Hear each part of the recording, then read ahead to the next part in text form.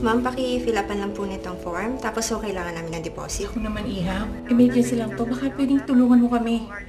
Sa makalawa pa kasi ang dating ng pera namin galing ng Saudi. Naku ma'am, pasensya na ho kayo, pero sadyang yan ho kasi ang requirement ng hospital. Ngayon ho, kung wala kayong maibibigay, kailangan ko pa ho muna ang ipa-approve yun sa management. Pansamantala ho, standby muna tayo. Ano gagawin natin ngayon? Nakautang na tayo sa mga kamag-anak natin. Wala na rin pera sa bangko. Ay kung manghirap kaya tayo kay Maring Aida. Pumagsangla tayo. Huwag hayaang mangyari ito sa iyong mga mahal sa buhay. Sa IMS Wealth Care Program, sigurado kang nasa mabuting kamay sila. Yes ma'am? Meron po kasi akong ganito. Malayo ka man, maaalagaan mo pa rin sila. Paki-assist na lang si ma'am. Buti na lang meron akong IWC card. Sa IMS Wealth Care Program, panatag ang loob mo sa kalingang mapagkakatiwalaan.